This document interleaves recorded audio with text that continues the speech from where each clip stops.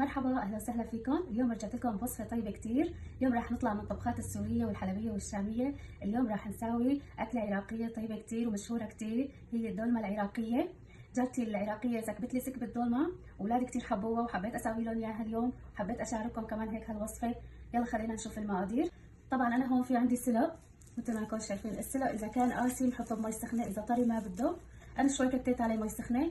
عندي هون بندورتين، عندي باذنجان، فليفله، بطاطا، بصل، كوسه. طبعا انا حفرتهم قبل بوقت لحتى ما ياخذوا معنا وقت ويطول الفيديو عليكم. عندي دبس بندوره 3 معالق تقريبا، معلقتين كبار، معلقه دبس فليفله. عندي 450 جرام لحمه رح نحطهم تحت الدولمه، بقدونس، بصله كبيره، توم 3-4 حبات توم. هون كمان اخذنا من حشوه الباذنجان والكوسه شوي، وحشوه البندوره كمان رح نخلطهم مع الرز. هون كمان عندي كاسه مليانه من الدبس الرمان، وعندي هون 3 كاسات من الرز غسلتهم ونقعتهم تقريبا نص ساعه. وكمان هون انا عندي 400 جرام لحمه مدهنه لحشوه الرز. هون كمان في انا عض السلق كمان رح نحطهم بارضيه الطنجره. عندي هدول الاغطيه كمان رح احطهم مشان سد المحاشي فيهم. واخواننا العراقيين بيحطوا فول حب تحت الدولمه، يعني توم بدل حبات الفول. عندي هون يبرق. وهون كمان عندي البهارات، معلقه من الفلفل الاسود، معلقه من الكركم، معلقه من الزنجبيل، معلقه 7 بهارات، معلقه من الفلفل الحمراء الناعمه، ومعلقتين من الملح، والكميه حسب الرغبه. نسوي بسم الله ونشوف الطريقه. هون اول شيء انا رح اطبق الطنجره واحط الطنجره على طرف. هلا هون حاطه انا ورق زبده، كمان رح احط شويه زيت. انا اول شيء رح احط قد السلق، رح احط حبات الثوم، رح انزل اللحمه.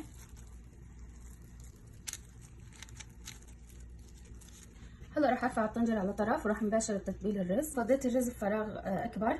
هون رح انزل الدبس البندوره ودبس الفليفله، الباذنجان والكوسه والبندوره، بقدونس وثوم وبصل مفروم، والبهارات،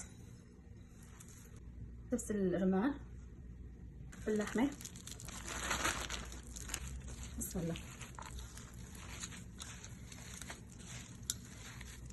هيك خلصنا تتبيل الرز.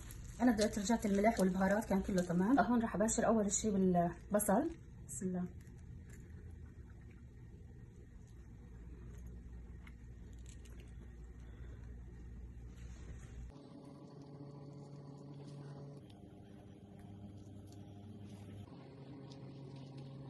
حشيت البصل، هلا رح الف اليبرة.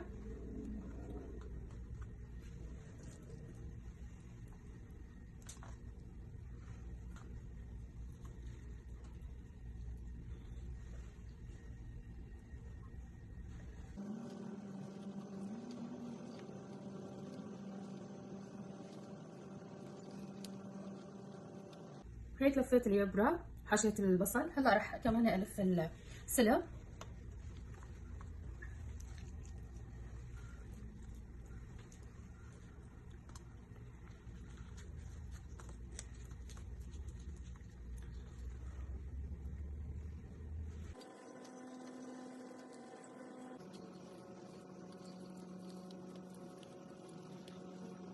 نحشي البطاطا. طبعا البطاطا، الكوسه، الباذنجان، الفليفله ما بنحشيهم نحن كتير مشان ما يطلع الرز لبرا، يعني تقريبا نص نص حاج.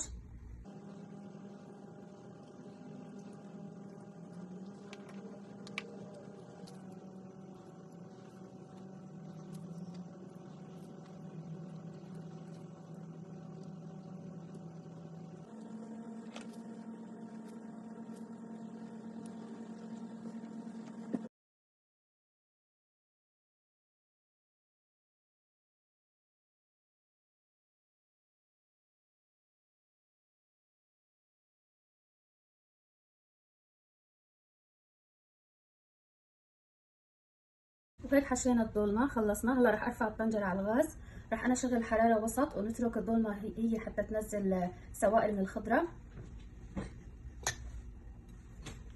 انا حطيت معلقتين كبار من دبس البندورة ودبس رمان وشوية ملح وشوية ملح الليمون. هلا رح اضيف عليهم مي سخنة، حركهم على السوا ونضيفهم فوق الدولمة.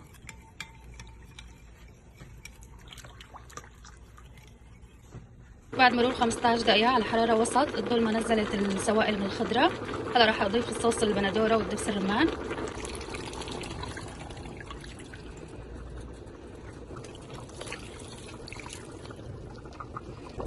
بعد ما ضفنا الصوص هلا هيك مرقة الدولمة صارت تغلي معنا. هلا بوطي الحرارة على الوسط، بغطي الطنجرة وبترك الدولمة تنطبخ لمدة ساعة حتى المي نشفت على السوا. شايفين استووا الكوسيات، باذنجان، فليفله كلهم استووا. كمان نسيت اقولكم على شغله، كمان العراقيين بيحطوا مع الصوص تمر هندي. استغنيت عن التمر الهندي، انتوا حسب رغبتكم. هلا هون شايفين نشفت المي من الدولمه. هلا بعد مرور ساعه و10 دقائق انا راح اطفي الغاز واغطي الطنجره، ارجع واترك الدولمه تقريبا ربع ساعه لحتى ترتاح، بعدين بنقلبها. وهيك بعد مرور ربع ساعه ريحنا الدولمه، شربت كل السوائل الدولمه. شايفين ما ضل شيء ابدا. هلا راح نقلبها. هلا راح اقلب الدولمه. جبت رغيف خبز، بسم الله. جيب هي الصينيه، بسم الله الرحمن الرحيم.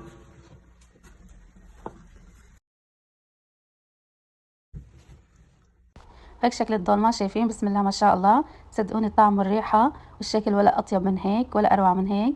صراحه ما تندمت لانه اول مره بساوي الدولمه، وباذن الله راح اعتمد واضل اساوي هي الطبخه لاولادي. اولادي حتى كتير حبوا الدولمه. للناس اللي ما تشجعوا يساووا الدولمه، انا بشجعكم قوموا ساووا الدولمه لعائلتكم واولادكم، اكيد راح يحبوها باذن الله.